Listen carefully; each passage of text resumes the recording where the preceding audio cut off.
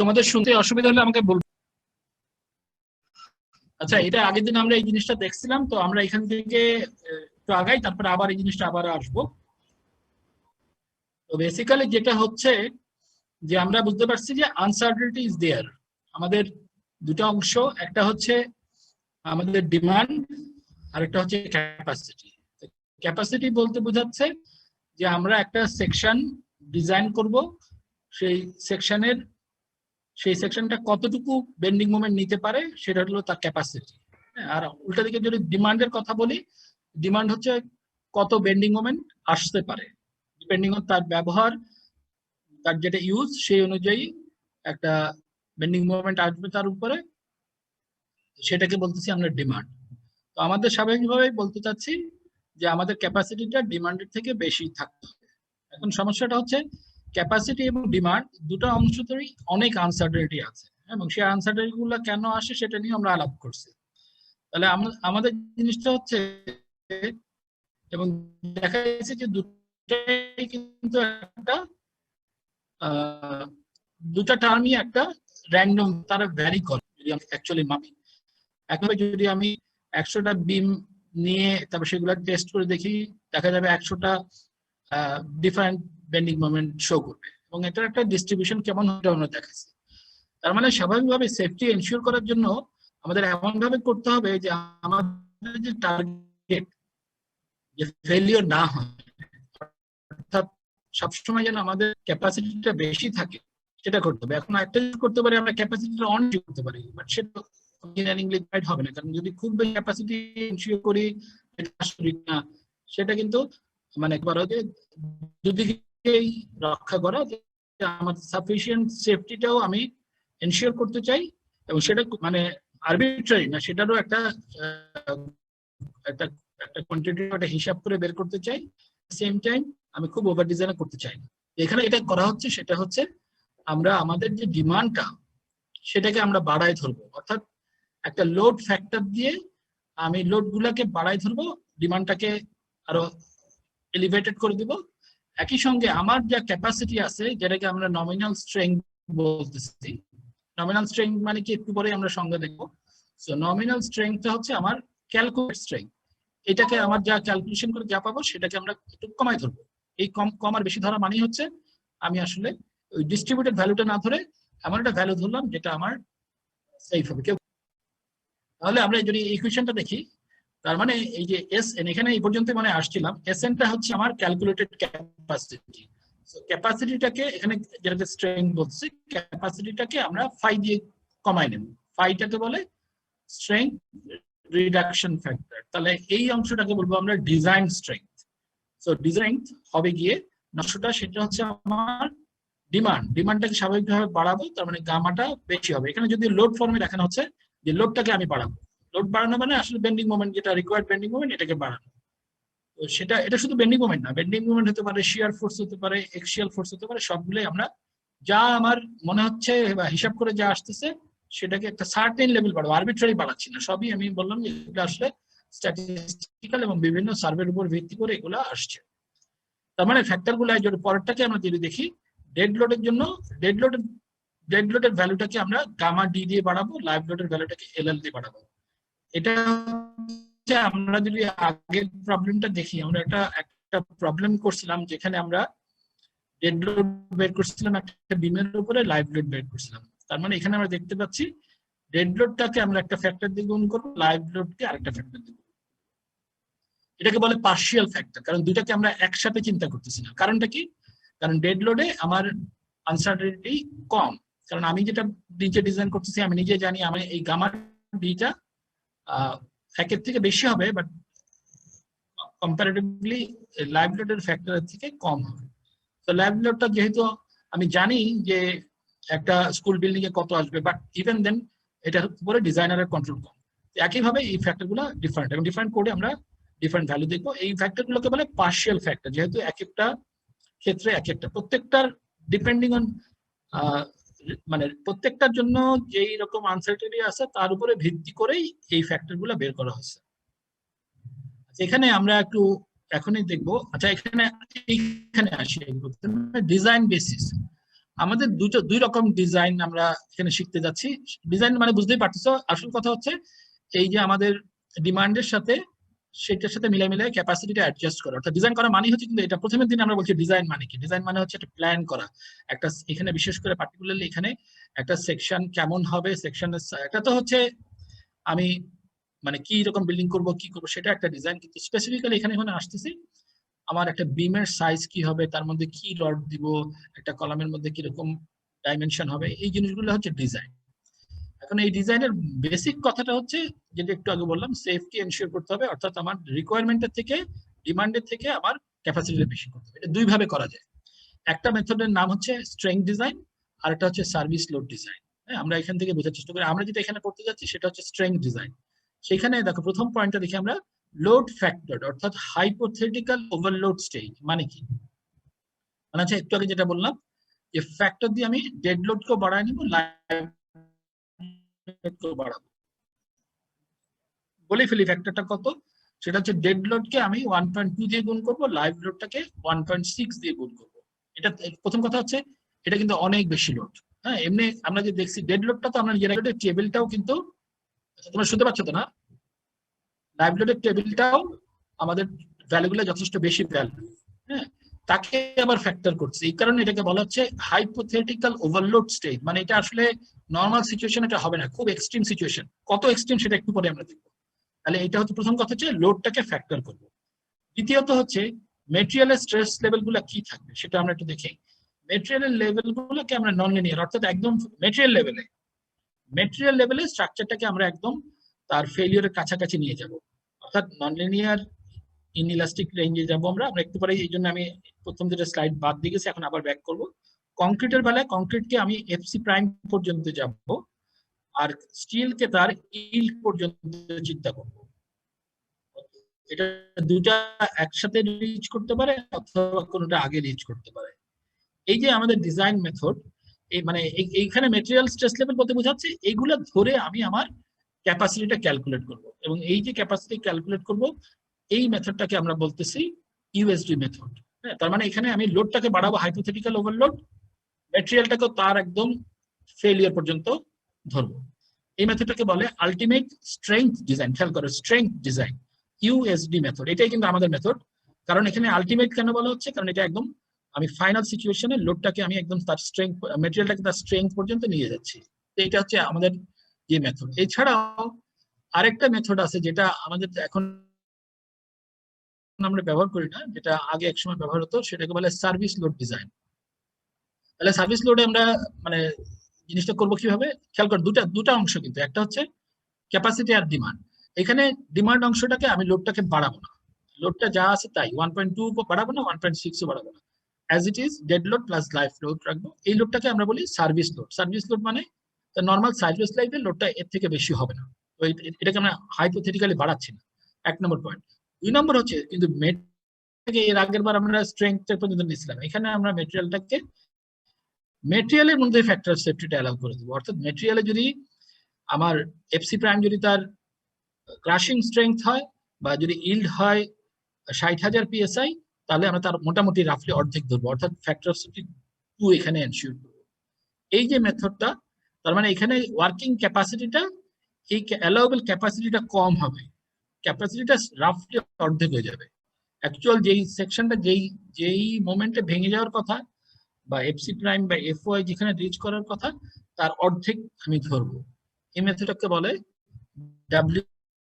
WSD method, বা যদি পুরো টার্ম শুনতে চাই এটার নাম হচ্ছে working stress design method. Working stress মানে এখানে খেয়াল করে, এটা কিন্তু স্ট্রেস, যেহেতু এটা ভাঙতেছি না, স্ট্রেংথ পর্যন্ত যাচ্ছি না, অর্ধেক নিচ্ছি এফসি প্রাইম এবং এফওআই এর অর্ধেক নিচ্ছি, এই জন্য বলে ওয়ার্কিং স্ট্রেস। ওয়ার্কিং মানে তার ওয়ার্কিং সার্ভিস, এগুলো হচ্ছে তার নর্মাল লাইফে এই লেভেলে স্ট্রেস থাকবে। আচ্ছা, এই মেথডটা বলার পরে স্বাভাবিকভাবে আমাদের তাহলে একটু মনে করা উচিত এফওআই এর আগে যদি একটু যাই। দেখো এখানে কংক্রিটের স্ট্রেস স্ট্রেন ডায়াগ্রাম দেখানো হচ্ছে, তাই তো? এখানে এই জিনিসটা তোমরা অলরেডি করছো, খেয়াল করে দেখো এইগুলা কি স্যার আমরা ক্যাপাসিটি পোরশনটা করলাম? এখানে আমাদের দেখার বিষয় যে ওয়াই এক্সিসে হচ্ছে স্ট্রেস, বাম দিকে এস সাইডে দেখানো আছে, স্কেল দেখানো আছে। নিচে কোনটা, এটা কোনটা কথা বলে আবার একটু প্রশ্ন। এখন দেখতে চাচ্ছি যে স্যার আমরা যে পোর্শনটা কংক্রিটের প্রপার্টিটা তো আমাকে এটা কি জানতে হবে ক্যাপাসিটি ক্যালকুলেট করার। আমাদের এখানে কিন্তু মূল কথা হচ্ছে ওই যে নমিনাল ক্যাপাসিটি বা ক্যালকুলেট।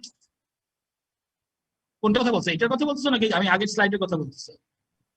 আগের এখানে কিন্তু স্লাইডটা দুটো স্যার আমরা জিনিসই যে দেখলাম, শুধু ডেভেলপ ক্যাপাসিটি না, করলাম। কিন্তু খেয়াল করো নিচের অংশটা হচ্ছে মেটেরিয়াল লেভেলের ক্যাপাসিটি বের করার জন্য কি কি ধরবো বলো, আমরা কি ডেভেলপ করলাম, কোনটা কথা বলতেছি?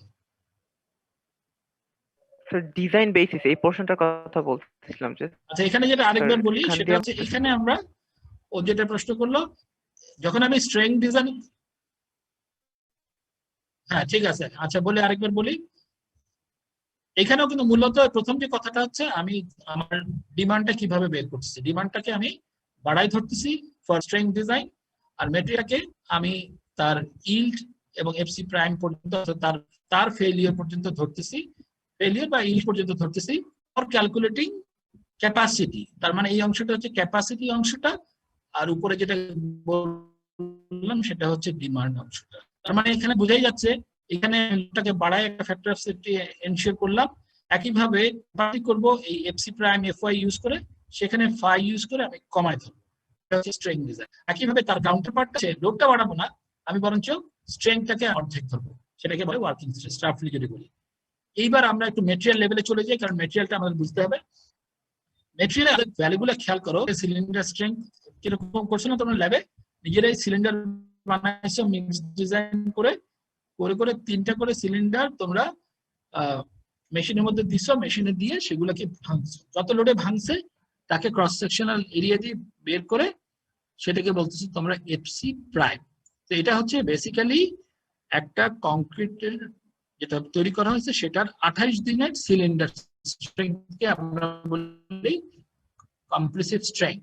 এফসি একটা প্রাইম আছে, এখানে প্রাইমটা দেয় নাই কারণ প্রাইম এখানে স্ট্রেসটা দেখাচ্ছে। ম্যাক্সিমাম ভ্যালুগুলো হচ্ছে, যদি আমি একটু দাগাই যে কোনো জায়গায় যে ম্যাক্সিমাম ভ্যালু সেটাই কথা একটু এই ভ্যালুটা হচ্ছে তার এফসি মনে হয়। প্রাইম, এফসি প্রাইম থাকে, ঠিক আছে। আচ্ছা এক খেয়াল করো,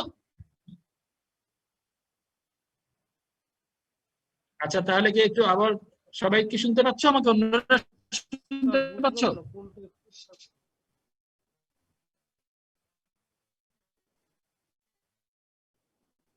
আমার বাসা থেকে মানে শুনতে নেটওয়ার্ক নেই, খাচ্ছেনি একটা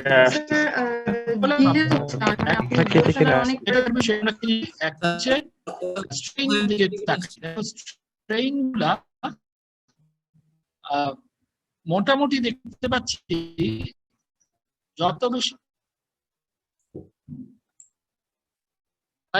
কথা বলতেছো কেন, কোন সমস্যা, কেটে যাচ্ছে? ভাই আরেকবার বলো তো, সবাই কেটে যাচ্ছে নাকি? তাহলে আমার ওয়াইফাই কানেক্ট করি, আমার মোবাইলে কানেক্ট করবো,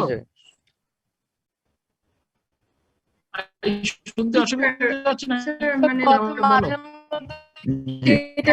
জি স্যার কেটে যাচ্ছে। বোঝা যাচ্ছে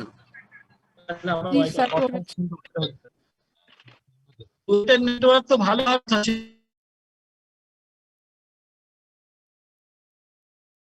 ওয়াইফাইটা চেঞ্জ করি।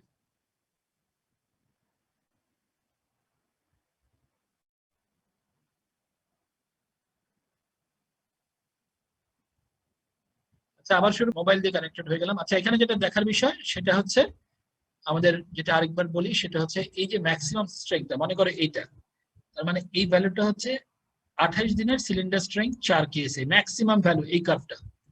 তাহলে প্রথমেই খেয়াল করো যে কার্ভগুলো এইভাবে উঠে এফসি প্রাইম, যেটা তোমরা লোড বাড়াইতে থাকলে স্ট্রেসগুলো ক্যালকুলেট করো, এটা বাড়তে বাড়তে একটা সময় এটা ম্যাক্সিমাম হয়ে পরে ফেলিয়ার হয়। এইটা ম্যাক্সিমামটা হয় সাধারণত 0.002 থেকে 0.003 স্ট্রেইন রেঞ্জের মধ্যে, এটা খেয়াল রাখো ভ্যালুগুলা। আচ্ছা এখন কি শোনা যাচ্ছে ঠিক মতো? ওকে, তাহলে এবার কন্টিনিউ করি। এরপরও যদি সমস্যা হয় আমাকে ইয়ে করবা। তাহলে স্ট্রেইন মানে তো বুঝো, এই যদি আমার সিলিন্ডার হয়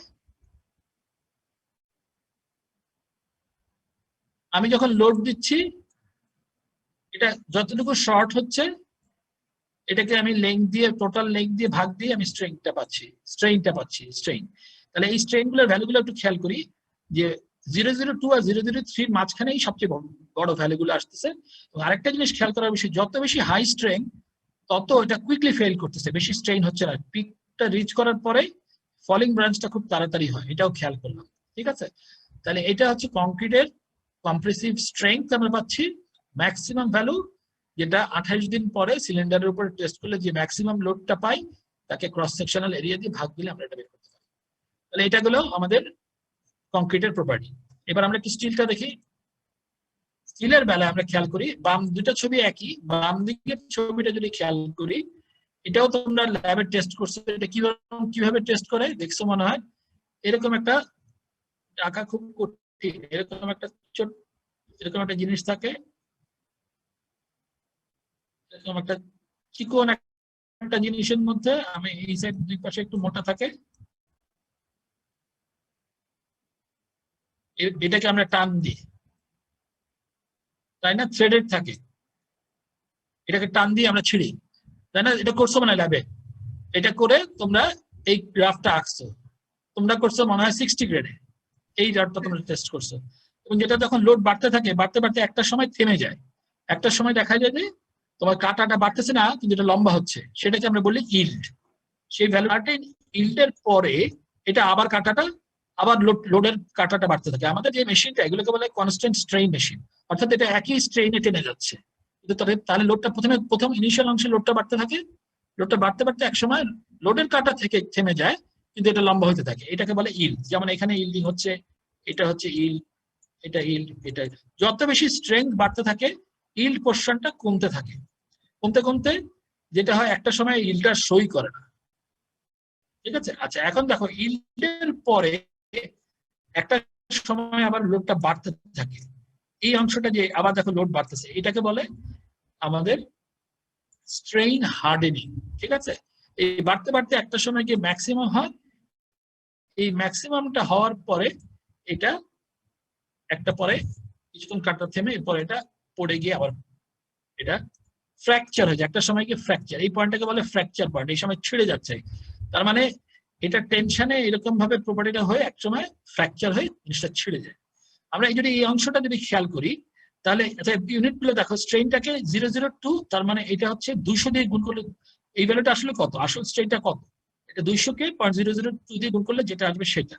তার মানে এই ভ্যালুটা আসলে কত দেখো তো, এই ভ্যালুটা আসলে কত হবে, এই পয়েন্টের স্ট্রেইনটা কত, অ্যাকচুয়াল স্ট্রেইন 200 টাইমস 0.001, তাহলে কত সেটা, এই পয়েন্টটা হয় 0.2, তার মানে কি 0.2, কথাটার মানে কি, স্ট্রেইন 0.2 হওয়ার মানে এই যে স্যাম্পলটা এই পয়েন্টটা 20% লম্বা পর্যন্ত গেলে, তাহলে এইটা কত 60টা মনে হয় 15% লম্বা হচ্ছে একদম। আর যদি আমি অ্যাকচুয়ালি এটা করি সেটা আমরা ইচ্ছা করলে বের করতে পারি। এখানে আরেকটা জিনিস খেয়াল করার বিষয় আছে, আচ্ছা এই কার্ভটাকে এখানে জুম করে দেখানো হয়েছে, এই অংশটা এখানে খেয়াল করো, সবগুলো স্ট্রেংথেই ইনিশিয়াল লাইনটা কিন্তু এক, স্ট্রেংথের সাথে এই প্রথম যে কার্ভটা চেঞ্জ হচ্ছে না, এই তার মানে স্টিলের ই এর ভ্যালুটা অর্থাৎ স্লোপটা আমার কনস্ট্যান্ট। এবং ই এর ভ্যালুটা যেন কত তোমাদের মনে আছে, এটা তোমরা ইন্টারমিডিয়েট থেকে করো, স্টিলের ই এর ভ্যালু হচ্ছে 29 × 10⁶ psi অথবা 29 × 10⁻³ ksi, এটা সবার বেলায় এক।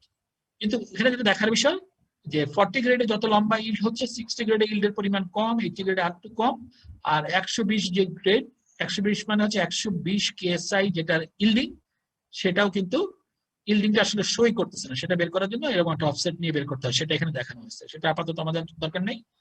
আমাদের যেটা এগুলোকে বলে কার্বন স্টিল, এই লো কার্বন স্টিলে ইল্ড শো করে, যখন এটা হাই স্ট্রেংথের দিকে যেতে থাকে তখন আমার ইল্ড পাওয়া যায় না। এনিওয়ে, তাহলে আমরা কি জিনিসটা বুঝছি। আচ্ছা এখানে একটা জিনিস বলতে হবে, সেটা হচ্ছে এই ভ্যালুটাকে বলে ইল্ডিং ভ্যালু, FY। এই ভ্যালুটাই আমাদের ডিজাইনে এই ভ্যালুটাই ইউজ হয়। এটা কেন হয় সেটা আমরা বলি, কারণ এরপরে আসলে স্ট্রাকচারে যে পরিমাণ ইল্ডিং আমরা দেখতে পাচ্ছি, একটা সিভিল ইঞ্জিনিয়ারিং স্ট্রাকচারে এর পরের যে স্ট্রেইন, এটা আসলে আমরা এডিশনাল যে স্ট্রেইন এটাকে আমরা ইউজ করতে হলে যে পরিমাণ স্ট্রেইন অ্যাকোমোডেট করতে হবে এটা রিয়েলিস্টিক স্ট্রেইন, এটা অনেক বেশি স্ট্রাকচারে এত বেশি ড্যামেজ হয়ে যাবে সেটা প্র্যাকটিক্যাল না।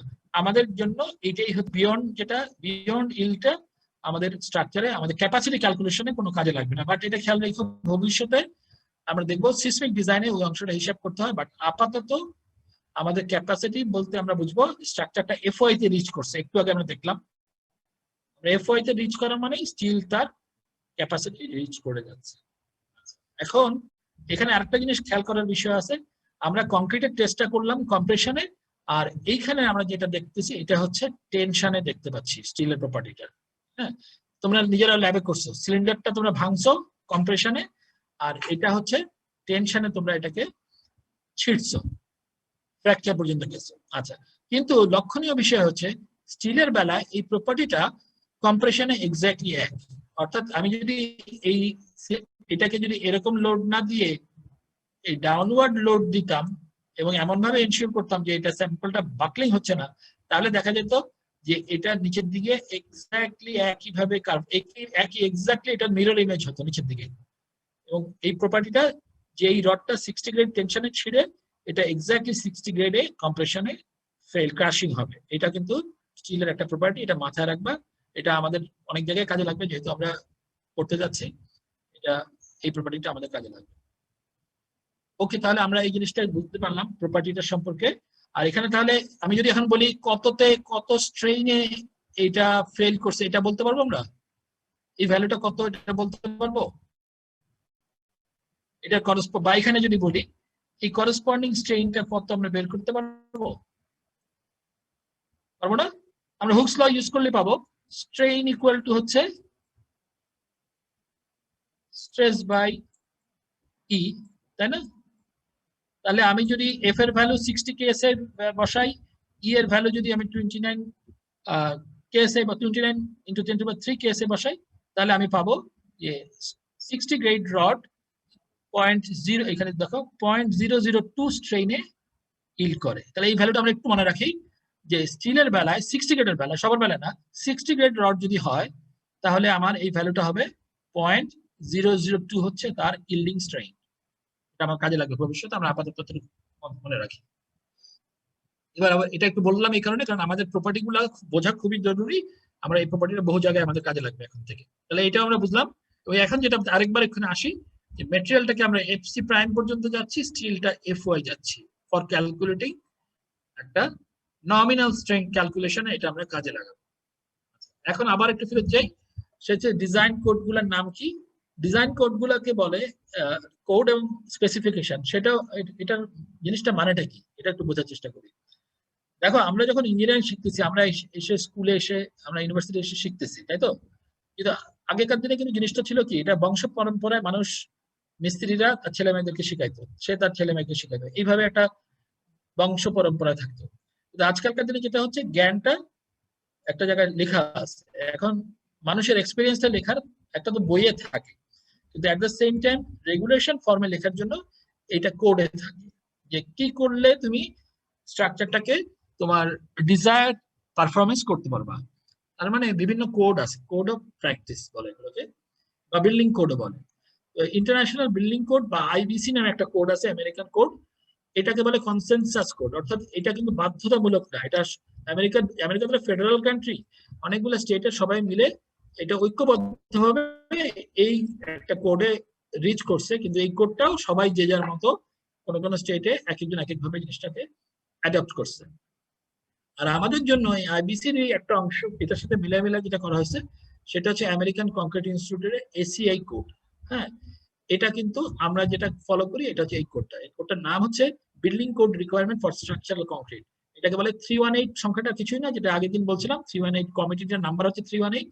আর 2008 যদিও আমি লিখে রাখছি, এটার অনেকগুলো ভার্সন আছে, 2019, 20 মানে হয়ে গেছে, কিন্তু 2008টাকে আমরা লিখতেছি কারণ আমাদের বিএনবিসি কোডটা এই 2008 কোডের সাথে ট্যাগ করা। এবং এরপরে যেটা হচ্ছে আসলে চেঞ্জ আছে সবকিছুই, কিন্তু ফান্ডামেন্টালি আসলে খুব যে চেঞ্জ আছে তাও না। এছাড়া অ্যাস্টো কোডের কথা আমরা বলছিলাম, আর রেলওয়ের জন্য রিমা কোড আছে, সেটাও আমরা দেখছিলাম, আপাতত জেনে রাখি। আর আমাদের কোডের জন্য এটা একটু খেয়াল করো, বাংলাদেশের কোডের নাম হচ্ছে বাংলাদেশ ন্যাশনাল বিল্ডিং কোড। আমাদের একটা ব্রিজের না, আমাদের একটা বিল্ডিং এর শুধু কোড আছে। এই কোডটার সংক্ষেপে বলে বিএনবিসি। আমাদের কোডের প্রথম ভার্সন ছিল 1993 সালে, প্রথম কোডটা আসছিল, খুবই ভালো একটা ভার্সন ছিল। এর পরবর্তীতে 2009-10 এসে এটা আপগ্রেডেশন শুরু হয়। দেখো এই আপগ্রেডেশনটা ছিল, এটা আমি কেটে দিছি, কারণ 2021 সালে এই গত মাসে এটা সরকার এটাকে, এটা বিরাট লম্বা একটা প্রসিডিউরের মাধ্যমে অনেক সময় লাগছে এটা পাস হইতে। এখন এটা পাস হয়ে গেছে এবং এটা এখন আইনের অংশ। বাংলাদেশে এটা আইনের অংশ, পৃথিবীতে বেশিরভাগ জায়গায় কোডটা আইনের অংশ না। আমাদের দেশে এটা একদম সংসদে পাস হয়ে গেজেট হয়, সুতরাং এটা কিন্তু মানে আইন মানে কি বুঝতেই পারতেছো। তার মানে এটা বাদ দিয়ে যদি তুমি ডিজাইন করো তাহলে তুমি আসলে মানে আইন ভাঙছো, তোমার বিরুদ্ধে কিন্তু জেল জরিমানা হবে। সুতরাং এটা কিন্তু খেয়াল রাখবে, বাংলাদেশে যে কোনো জায়গায় বিল্ডিং ডিজাইন করতে হলে তোমাকে বিএনবিসি ফলো করতে হবে। আচ্ছা, কোডটা যদিও 2010-এ লেখা হয়েছে পরে একটু একটু করে এডিট হয়েছে সবসময়, এবং এটা কিন্তু 2000, এটাকে বিএনবিসি 2020 নামে পরিচিত হচ্ছে। হ্যাঁ, এটাকে যেটা 2020 নামে হচ্ছে, যদিও এটা 2021 সালে এসে পাস হয়েছে। আচ্ছা, এবার আমাদের কোডে জিনিসটা আছে কিভাবে, এটা আপনার আরেকবার একটু মনে করে, মনে হবে যে একই কথা বারবার বলতেছি, কিন্তু আসল ঘটনা হচ্ছে ক্যাপাসিটির থেকে আমার ডিমান্ড কম থাকতে হবে, ক্যাপাসিটি সবসময় বেশি থাকতে হবে। যেটা ইকুয়েশনটা আমরা ভেবে লিখতে পারি যে design strength. What is design strength? Design strength হচ্ছে নমিনাল স্ট্রেংথকে ভয় পেয়ে একটু কমায় ধরা। কেন ভয়? Because there is uncertainty. এটা খেয়াল রাখো, কোনোটাই আরবিট্রারি না, প্রত্যেকটা জিনিস পিছনে স্ট্যাটিস্টিক্যাল ক্যালকুলেশন আছে, যেটা আমরা আমরা আমরা ভিতরে ঢুকতে চাই না, বাট জেনারেলি হচ্ছে আমরা এটাকে কমায় ধরি। আর রিকোয়ার্ড স্ট্রেংথটা একটু আগে বলছি, আমরা যেটা লোড গুলাকে বাড়ায় ধরবো, হাইপোথেটিক্যালি বাড়ায় ধরবো, সুতরাং ডিমান্ডটা হবে একটা এলিভেটেড ডিমান্ড। ফাইনালি আমরা কিন্তু ডিজাইন করতেছি আসলে এসএনটাকে আমরা অ্যাডজাস্ট করতেছি। সেকশন চুজ করা মানে এসএন চুজ করা, সেকশনে রড ঠিক করা মানে যদি আমি রড বাড়াই এসএন বাড়াবে, সামথিং লাইক দ্যাট। তার মানে এই অংশটা আমরা ডিজাইন করে বানাচ্ছি সো দ্যাট আমাদের এই ক্যাপাসিটিটা এর থেকে বেশি থাকে। রোল নাম্বার 15 কিছু বলতে চাইলে বলো। স্যার, ডিজাইন স্ট্রেংথটা কি এসএন নাকি ফাই ইনটু এসএন হচ্ছে ডিজাইন স্ট্রেংথ? ফাই ইনটু এসএনটাকে বলে ডিজাইন স্ট্রেংথ। শুধু যদি এসএন থাকে এটাকে বলবো আমরা nominal strength. Nominal strength, nominal মানে হচ্ছে এখানে ক্যালকুলেটেড স্ট্রেংথ। ক্যালকুলেট মানে কি সেটাও বলিনি। আমরা এই যে এই কোর্সটা আমরা পুরোটাই পড়বো যে মেকানিক্সটা কি, রিইনফোর্সড কংক্রিটের মেকানিক্সটা কি। মেকানিক্স মানে কি, মানে এটার মধ্যে লোড দিলে কত ডিফরমেশন হবে, কোথায় কত স্ট্রেস হবে, এই জিনিসটা আমরা শিখতেছি। তার মানে একটা বিমে কত লোডে কত বেন্ডিং মোমেন্টে বিমটা ভেঙে যাবে, যেটা ক্যালকুলেট করা শিখাটা, এটাই হচ্ছে ক্যালকুলেটেড ভ্যালুটাই হচ্ছে এসএন। সেটাকে যখন ফাই দিয়ে গুণ করবো সেটা হচ্ছে আমাদের ডিজাইন ভ্যালু। এর থেকে এই ভ্যালুটা আমরা ডিজাইনে ইউজ করবো, রিডিউস ভ্যালু সেই ভ্যালুটা, এই জন্য বলছি এটা ডিজাইন স্ট্রেংথ। আচ্ছা, তা আর মানে দুটা দিকে বুঝতে পারলে, একটা সবসময় একটা জিনিস খেয়াল করবে, কোন অংশটা ডিজাইন, কোন অংশটা আমার ডিজাইনটা হচ্ছে ক্যাপাসিটি, আর অপরটা হচ্ছে আমার রিকোয়ারমেন্ট। আচ্ছা, এটাকে দেখো বক্সের মধ্যে এটাকে আলাদা ফর্মে দেখানো হচ্ছে যে যদি আমি বেন্ডিং মোমেন্টটা লেভেলে বলি তাহলে বলতে হবে phi mn is greater than mu। আর এরপরের লাইনটা হচ্ছে শিয়ারের জন্য, shear design shear capacity should be greater than equal to আমাদের রিকোয়ার্ড শিয়ার। লাস্টেরটা হচ্ছে এক্সিয়াল ফোর্স। হ্যাঁ, আমাদের এক্সিয়াল ফোর্স ডিজাইন ক্যাপাসিটিটা এক্সিয়াল ফোর্সের যা রিকোয়ারমেন্ট তার থেকে বেশি আসতে হবে। খুব অবভিয়াস, বাট ইকুয়েশনটা এই ফর্মে লিখতে হবে আমাদের। এবার ফাইনালি তাহলে আমাদের লোড ফ্যাক্টর গুলো কি, আমরা যে একটু আগে বললাম যে লোড দিয়ে বাড়াবো, সেটা কিভাবে করবো? দেখো কতগুলো লোড কম্বিনেশন দেওয়া আছে, যেটা আমরা অলরেডি একটা শিখে ফেলছি। আমরা ডেড লোড আর লাইভ লোড আমরা করছি। এখন বলতেছে না, ডেড আর লাইভকে সমান বাড়াইলে হবে না, ডেড কে বাড়াইতে হবে 1 পয়েন্ট আসবে, সেটা হচ্ছে তোমার ইউডিএল, যেটা দিয়ে তুমি বেন্ডিং মোমেন্ট বের করবে। তার মানে এই বেন্ডিং মোমেন্টটা তাহলে কি আসবে? এই বেন্ডিং মোমেন্টটা হবে তোমার রিকোয়ার্ড যে বেন্ডিং মোমেন্ট সেটা, বা এখানে যেটা লেখা আছে it is the required strength, it is the, এটা তোমার ডিমান্ড, এটা তোমার দরকার, এইটার জন্য তুমি ডিজাইন করবে। ঠিক আছে? আচ্ছা, এখানে আরো অনেকগুলো কম্বিনেশন আমাকে দেখতে হয়। তার মধ্যে দেখো ডেড লোডের আবার 1.4 টাইমস একটা ধরতে হয়, আবার লাইভ লোডের দেখো আরেকটা কম্বিনেশন আছে। এখানে এস বলতে কি বোঝাচ্ছে? এস হচ্ছে স্নো, আর এল আর হচ্ছে আমাদের লাইভ লোড অন রুফ, আরটা হচ্ছে রেইন লোড। এভাবে দেখো অনেকগুলো কম্বিনেশন দেওয়া আছে। উইন্ডের বেলায় দেখো ল্যাটারাল লোড আসলে কম্বিনেশন গুলো 3টা করে অ্যাড হয়। তখন দেখো উইন্ডটাকে 1 দিয়ে গুণ করলাম, লাইভ লোড এখানে কিন্তু দেখো স্বাভাবিকভাবেই এখানে আবার এগুলোকে বাড়ানো হচ্ছে না। কারণটা কি? কারণ একই সঙ্গে যখন তিনটে জিনিস কাজ করবে, সবাই খুব বেশি বেশি হবে, সবাই একসাথে বাড়বে, এটা এক্সপেক্টেড না। আবার যখন দেখো আর্থকুয়েক আসতেছে, আর্থকুয়েকটাকে বাড়াচ্ছি না, লাইভ লোডটাকে বাড়াচ্ছি না, এটাকে বাড়াচ্ছি না, এই ডেড লোডটাকে একটু বাড়াচ্ছি। যদি স্নো থাকে একটা 20% স্নো অ্যাড হয়। এখানে খেয়াল করো, যখন সাইমালটেনিয়াসলি সবাই একসাথে আসতেছে, সবগুলা খারাপ একসাথে আসবে, সেটা তো কেয়ামত। কেয়ামত নিয়ে আমরা কিন্তু ডিজাইন করি না, আমরা ডিজাইন করতেছি এগুলা যেসব সিচুয়েশন রিয়েল, এগুলো সবই কিন্তু আসলে স্ট্যাটিস্টিক্যালি প্রমাণিত যে এগুলা কোনটা হওয়ার প্রবাবিলিটি কত। আচ্ছা, এখন এখানে দুটো ফ্যাক্টর আছে, 0.9 দিয়ে একটা আছে, এটা আবার ঘটনাটা কি? তো মাঝখানে দেখা যাচ্ছে ডেড লোডকে আবার কমায় ধরতেছে। এটা হচ্ছে কোন কোন সময় ডেড লোডটার একটা বেনিফিশিয়াল এফেক্ট আছে। হ্যাঁ, সেই সব ক্ষেত্রে কোথায় হতে পারে? যেমন আমরা একটা রিটেনিং ওয়াল দেখছি, রিটেনিং ওয়ালটা সাইড থেকে ল্যাটারাল লোড আসতেছে, তখন কিন্তু মানে আমার এই যে তার যে ডেড লোড দিয়ে তাকে আমি ওভারটার্নিংটা থামাই দিচ্ছি। সেই ক্ষেত্রে মানে হচ্ছে ডেড লোডটা একটা বেনিফিশিয়াল এফেক্ট করতেছে।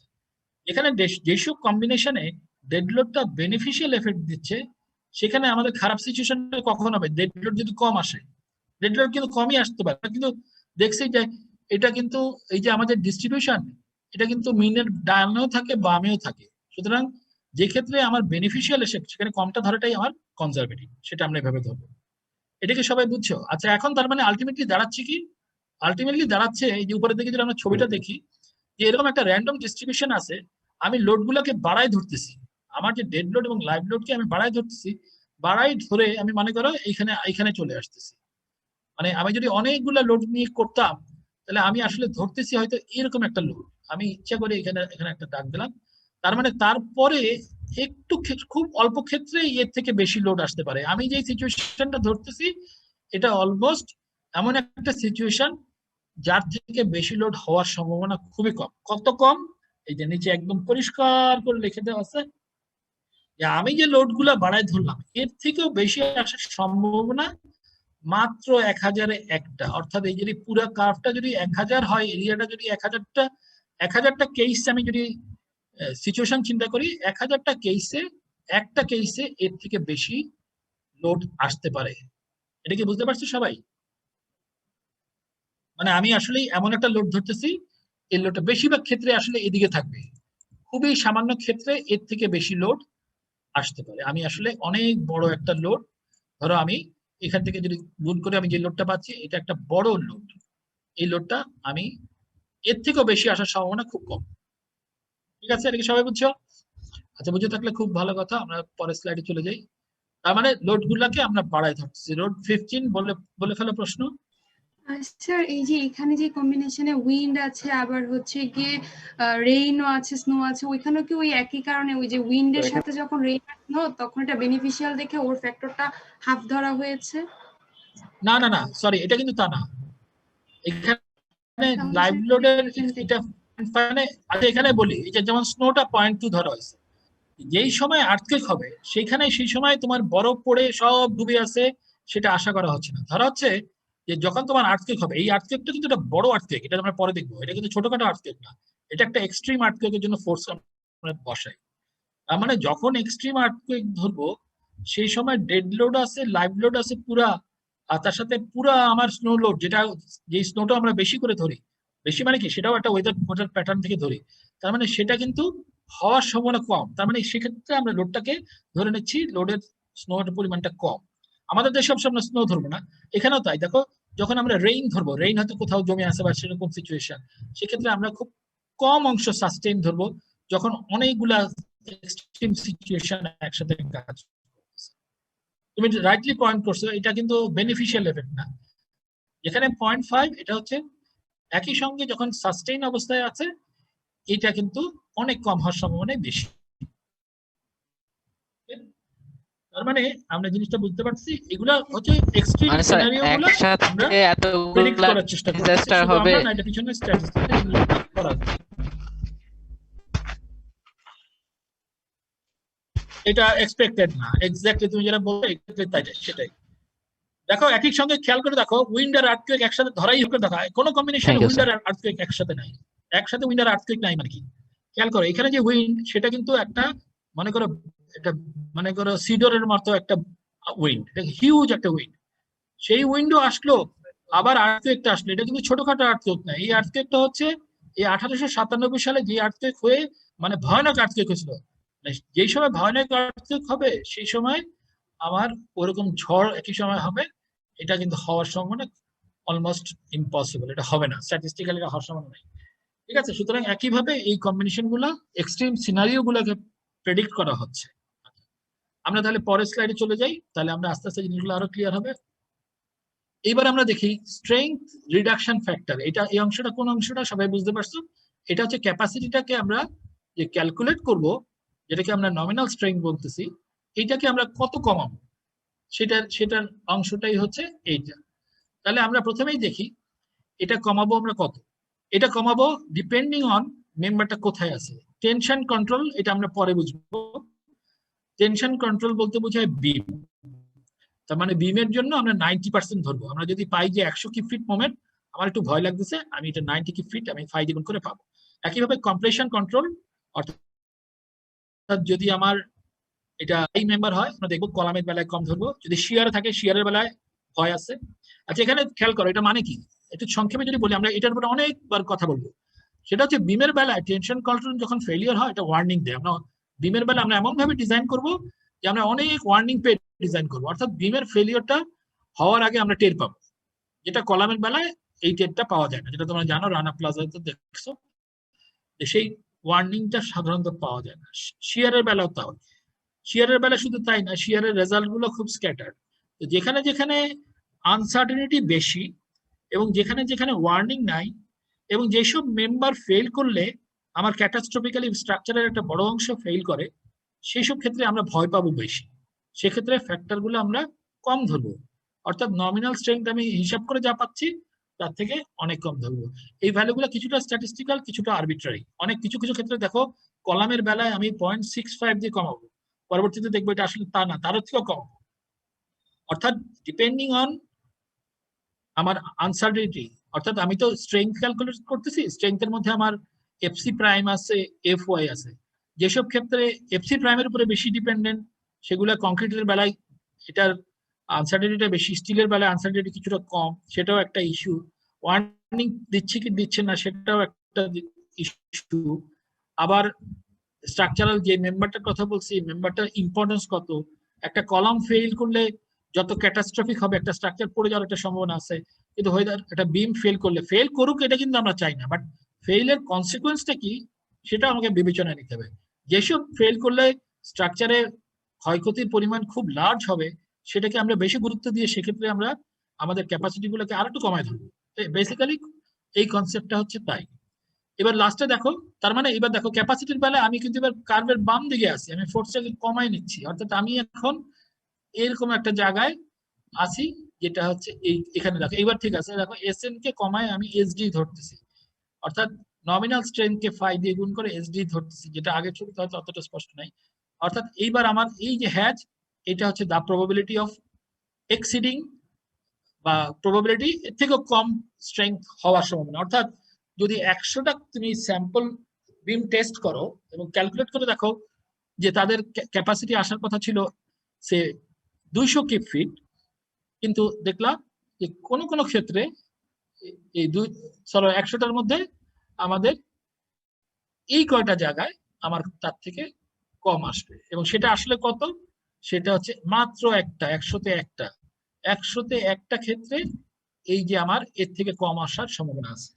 জিনিসটাকে সবাই বুঝতে পারছো? মানে আমি যে ডিজাইন করলাম 200 জন্য 200 থেকেও কম আসতে পারে, কিন্তু সেটা 100তে একটা, খুব কম। বেশিরভাগ ক্ষেত্রে আমি ডান দিকে থাকবো, বেশিরভাগ ক্ষেত্রে পয়েন্টগুলো এখানে থাকবে, সুতরাং আমার বেশিরভাগ ক্ষেত্রে ভয়ের কিছু নাই, শুধুমাত্র একটা ক্ষেত্রে 100তে একটা হতে পারে। তার মানে আসলে আমরা কিন্তু অনেক মার্জিন রেখে ডিজাইন করছি, এটা মনে রাখবা। আগেই বলছি এটা কিন্তু আমাদের, এটা কিন্তু সিভিল ইঞ্জিনিয়ারিং স্ট্রাকচার, এটা কিন্তু আমার ইয়ে না, স্পেস শাটল না, এটা কিন্তু বুঝতে হবে। এখানে মানুষ রাত্রেবেলা ঘুমাচ্ছে, মানুষ, অনেক মানুষ থাকতেছে, অনেক মানুষের প্রাণহানির সম্ভাবনা আছে এবং আনসার্টেনিটি আছে, আনসার্টেনিটিও আছে, সেটা আমি কনসিডার করছি, কিভাবে করছি সেটা বুঝতেছি। আচ্ছা তাহলে আমরা অনেক কিছু বুঝে ফেললাম, বুঝে ফেলতেছি মনে হয়। তাহলে আসলে প্রবাবিলিটি অফ ফেলিয়ার কত? একটা একটু দেখলাম 100-তে একটা, আর লোড বেড়ে যাওয়ার সম্ভাবনা ছিল 1000-এ একটা। তার মানে অ্যাকচুয়ালি একটা স্ট্রাকচারে যে ইকুয়েশনটা আমরা লিখি, এটা স্ট্রাকচার ফেলিয়ার লেখা হচ্ছে, তার মানে প্রবাবিলিটি অফ স্ট্রাকচারাল ফেলিয়ার হচ্ছে 1000 লক্ষে একটা, 100,000, মানে 1 লক্ষে একটা স্ট্রাকচারাল ফেলিয়ার হওয়ার সম্ভাবনা আছে। এই কথাটা খুব কনফিউজিং। আসলে স্ট্রাকচারাল ফেলিয়ার হওয়ার সম্ভাবনা নাই। এই কথা বললে তো তুমি বলবা যে রানা প্লাজা পড়ে গেছে, ঠিকই তো আছে, বাকি তো 1 লক্ষর মধ্যে বাকি আর কয়টা থাকে? 99,999টা কিছু হয় নাই। এটা কিন্তু আসলে তা মিন করে না। এইটা মিন করে এই ইকুয়েশনটা তোমার, যে তুমি যে প্রত্যেকটা বিমের, প্রত্যেকটা কলামের, প্রত্যেকটা একটা বিল্ডিং এর সবখানে যে তোমার এই যে ইকুয়েশনটা স্যাটিসফাই পাচ্ছ, যে তোমার ফাই এসএনটা তোমার ডিজাইন ক্যাপাসিটি, ডিজাইন ডিমান্ডের থেকে বেশি আসতে হবে, রিকোয়ারমেন্টের থেকে বেশি আসতে হবে, এই ইকুয়েশনটা স্যাটিসফাই হচ্ছে না 1 লাখে একটা। এটা তাই মানে, এটা মানে কিন্তু যে সাথে ফেল না, একটা পয়েন্ট এটা এক্সিড করে গেলে কিন্তু স্ট্রাকচার ফেল করবে না, বিকজ তোমরা জানো অনেক রিডান্ডেন্সি থাকে, অনেক রিজার্ভ থাকে। সুতরাং এটা হচ্ছে ইকুয়েশনটা স্যাটিসফাই করবে না 1 লাখে একটা, কিন্তু ইট ডাজন্ট মিন যে স্ট্রাকচারটা ভেঙে পড়ে যাবে। তাহলে মানে কিন্তু খুব খারাপ। 1 লাখে একটা বিল্ডিং পড়ে যাও কিন্তু খুব খারাপ। বিল্ডিং ফেলিয়ারটা আসলে বলতেছে না, এটা বলতে চাচ্ছে এই হচ্ছে না, বাট এই ইকুয়েশনটা 1 লাখে একটা স্যাটিসফাই না হলেও অ্যাকচুয়ালি স্ট্রাকচারটা ফেলিয়ার হচ্ছে না। ওকে, আচ্ছা, এরপরে তোমাদের জন্য একটা রিডিং আছে, সেটা হচ্ছে আর্টিকেল 1.8টা একটু পড়তে হবে। আর এখানে 3টা এক্সাম্পল আছে, 3টা প্রবলেম করা আছে। এই প্রবলেমটা আপাতত করছি না, কারণ আমি কিন্তু লোড ক্যালকুলেশন করাটা তোমাদের ক্লাসে আমি একটা অন্য প্রবলেমে দেখাইছি, তাই না? সেখানে আমি দেখাইছি কিভাবে আমরা একটা স্ল্যাব থেকে স্ল্যাবের লোড ক্যালকুলেট করছি, স্ল্যাব থেকে বিমে কিভাবে লোড ট্রান্সমিট হয় সেটাও ক্যালকুলেট করছি, কোথাও অবশ্য দেখাই নাই। তো তোমাদের জন্য অ্যাসাইনমেন্ট হচ্ছে এই 3টা প্রবলেম তোমরা করবা। আমি কিন্তু আগামী দিন জিজ্ঞেস করবো কে কে প্রবলেমটা করছো। এগুলো সাবমিট করতে হবে পরে, কিন্তু আগে আমাকে জানাবা যে তুমি বুঝতে পারছো কিনা। লোড ক্যালকুলেশন এটা আমরা অলরেডি করছি, কিন্তু বইয়ের প্রবলেমটা করতে হবে। বলো স্যার, এখানে আমি মানে এইটা স্যার যে একজন কিছু বলতে চাচ্ছিলে, সে বলো। জি স্যার, 1.1 স্যার এখানে বলা আছে স্যার একটা মানে থিকনেসের স্যার একটা মানে ক্রস সেকশনাল এরিয়া দিলে স্যার একটা ইকুইভ্যালেন্ট থিকনেস বের করছে স্যার। জিনিসটা বুঝি নেই স্যার ম্যাথে, এই ম্যাথ যেটা লোড ক্যালকুলেশন স্যার, এই ম্যাথটাই স্যার। আচ্ছা, ওখানে যেটা প্রবলেমটা আছে আমরা আবার পরে, ও যেটা বলছে এটা আমার মানে সবাই আলাপ করলে সবাই একটু পড়ে আসলে সুবিধা হতো। ওখানে প্রবলেমটা ছিল, আমি একটু বলে যাই, সেটা হচ্ছে এরকম একটা স্ট্রাকচার দেওয়া আছে, হ্যাঁ, সেখানে রিব স্ল্যাব, সেখানে এই যে এক্সট্রা বাড়তি আছে এইটাকে ইউনিফর্ম একটা থিকনেস করে স্ল্যাবের থিকনেসটাকে বাড়ায় নেওয়া হয়েছে, দ্যাট ইজ ইট, আর কিছু না। বুঝতে পারছো জিনিসটা? এরকম জিনিস আছে। এখন এটা যদি বাড়তি থাকে, এটা 3 ফিট পরে পরে কতটুকু আছে, এই এরিয়াটাকে 3 ফিটে অ্যাভারেজিং করে দিচ্ছে। এই জন্য থিকনেসটাকে আমরা পুরো জিনিসটাকে একটা সলিড ধরতেছি। তো যেটা বাকি চেষ্টা করবো, আমি এটা নিয়ে ডিসকাস করতে চাচ্ছি না, সরি। আমার মনে হয় আমার পরে আবার যাই, আমার ক্লাস আর 4 মিনিট আছে, এবার 4 মিনিটে নতুন কিছু পড়বো না, আমরা একটু আলোচনা করি, তোমাদের যদি কিছু থাকে করো। এরপরে মেকানিক্সে ঢুকবো, যে রিইনফোর্সড কংক্রিট স্ট্রাকচারের ফান্ডামেন্টাল অ্যাজাম্পশন কি, মেকানিক্স কি, এটা বোঝার চেষ্টা করবো। ঠিক আছে, তোমরা প্রশ্নটা করতে পারো। So a problem to Nielsen, Hello, Darwin, and 167. Dolan. অন্যরা কেউ প্রশ্ন করতে চাইলে So a problem to Nielsen, Darwin, and Dolan. হ্যাঁ হ্যাঁ, একটাই বই আমাদের, একটাই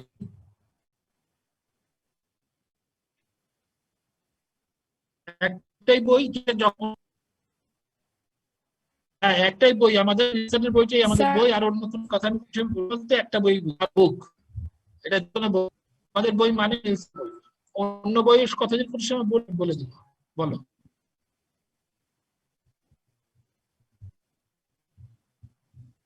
করো। আগের দিনের লেখা থেকে একটা কোশ্চেন ছিল, আগের দিনে বিমের যে বিমে মানে স্যার আপনি আগের দিনে একটা ম্যাথ করিয়েছিলেন যেটাতে হলো যে লোড কামিং ফ্রম স্ল্যাব, ওখানে যে আমরা লোড গুলা যে ভাগ করে নিয়েছি না, ওখানে যখন ক্যালকুলেশন করতে যাচ্ছি তখন ক্যালকুলেশনটা অনেক বেশি ডিফারেন্স আসছে আপনার সাথে, মানে বুঝতে পারছি না কোন জায়গায় ভুল হয়েছে। আপনি বলেছেন দুইটা ইয়ার এভারেজ নিয়ে ওটা হাইট দিয়ে 137.8 কোন জায়গাটা আসবে, তখন হলো ক্যালকুলেশন করছি 177.8 টাইপের মান চলে আসছে। সো এটা লোড কামিং ফ্রম স্ল্যাব যেটা আছে অন বিম। এই ভ্যালু তো 186, এই যে এটা স্ল্যাবের ওজন এটা 81.3 আসে নাই, সো 186 ইনটু এটা থেকে আসছিল যে 137.8। এই ক্লাসটা মানে আপলোড করি নাই না। আচ্ছা আমি এটা এই যে এই এরিয়াটা, স্যার এইখানে ঠিক আছে, ওই এরিয়াটাই কেন জানি একটু বেশি আসছে স্যার, এই এরিয়াটাই মানে 137.8 যেটা আছে করে ওটা দেখো কেন জানি বেশি আছে। স্যার করেছিলাম, তুমি কি সেন্টার টু সেন্টার করছো? আমি কিন্তু ক্লিয়ার নেই করছি, ক্লিয়ার স্প্যান। ক্লিয়ার স্প্যান নিয়ে করেছেন। কত আচ্ছা বেশি আসছে তোমার, কত আমি আসছে? তো 24 ধরে কারণ করেছিলাম আমি তো দেখছি এই চারটা স্যার, যোগ আমার করলে এটাই আসে। 177.8 আসছে। হ্যাঁ কত ধরে? স্যার আমার তাহলে অ্যাড করে দেখতে হবে। স্যার আমার হলো আমার এখানে হলো আমি আচ্ছা এটা করে দেখো 24 একবার, অন্যরা আচ্ছা এটা আরেকবার করে দেখো। হ্যাঁ আমি ক্লাসটা আপ করে দিব, তুমি দেখো, কারণ আমারও ভুল হতে পারে, এগুলো সব আমি খুব তাড়াতাড়ি করছি, মানুষপত্রই ভুল, অসুবিধা নেই, কিন্তু তোমরা একটু চেক করে দেখো এটা ঠিক আছে কিনা ক্যালকুলেশন। এখানে এরিয়া বের করতে খুব সোজা, এটা যদি 40 ছিল 19 ফিট, তাহলে 9.5। স্যার স্যার আমার এরিয়া গুলো মেবি আসছে মানে চারটা যোগ করে এরিয়া দেখতেছি, মানে চারটা যদি যোগ করি তাহলে আমার আসে হলো 455.2, আর হলো এখানে এরিয়াটা যোগ করলে আসে হলো 456, মানে 0.8 ডিফারেন্স আসে। হ্যাঁ 456 আসে, তো 19 কে 24 দিয়ে গুণ করলে 456 আসে। 456 আসে। আর স্যার আমার আলটিমেটলি তো 19 কে 24 দিয়ে তুমি কিন্তু আর খেয়াল করে দেখো, জিনিসটা যোগ করলে 19 কে 24 দিয়ে গুণ করলে যা তাই আসার কথা, তাই না? আচ্ছা আমি যেটা ক্যালকুলেশন করেছি ওটা তোমার তো চারটা যোগ 456 করলে আসে নাই। 455.2 আসে। আচ্ছা 0.8 এর ডিফারেন্সের জন্য এত মানে তাই ডিফারেন্স আসে। আসবে। ও তাহলে তো তোমার সাথে 137.8। ও না না, তোমার কত আসছে বললাম? স্যার আমার চারটা যোগ করে আসে হলো আচ্ছা অন্যরা 455.2। ক্যালকুলেট দেখো, আমিও ক্যালকুলেট করে দেখবো। আচ্ছা ঠিক আছে, আমি বুঝতে পারছি, এটা আমরা পরে আবার চেক করে দেখবো, আমিও দেখবো তুমিও দেখবো, বুঝতে পারছি সমস্যাটা। তোমরা দেখে বলে ভুল হতে পারে, ভুল হলে আমি চেক করে দেবো, কিন্তু জিনিসটা হচ্ছে 45 ডিগ্রিতে ভাগ করতে হবে জিনিসটাকে। হ্যাঁ ওকে, তাহলে বুঝতে পেরেছি, ভুল এটা হয়েছে। সবাই অন্যরা একটু দেখো ক্যালকুলেট করে, এটা আমার বা ওর কারো একজনের ভুল হয়েছে, সেটা আমরা দেখবো। আর অন্য প্রশ্ন থাকলে করো, তাহলে আমরা শেষ করি। ওকে আচ্ছা ঠিক আছে। হ্যাঁ বলো, কিছু বলতে চাইলে তাড়াতাড়ি বলো। আজকে আমার আসলে একটা এই 315 এরই সাপ্লিমেন্টারি এক্সাম চলতেছে, এখন শেষ করতে হবে। বলো স্যার এই স্লাইডটা স্যার মানে আপডেট করার কথা ছিল স্যার, মানে আমাদের টিমসে যে স্লাইডটা দিয়েছিলেন স্যার ওটা তো পরে আর স্যার রিপ্লেস করা হয় নাই নতুনটার স্যার আপডেটেডটার সাথে। স্যার এইটা হ্যাঁ একটু এরপরে স্যার আসলে আমি খুব অনেক কিছু অ্যাড চেঞ্জ করে করে দিলে স্যার কিছু, ভালো হতো। হ্যাঁ আমি আগে গেছি, অসুবিধা নেই। ওকে থ্যাংক ইউ, এখন শেষ করি, আবার দেখা হবে মঙ্গলবারে। ওকে।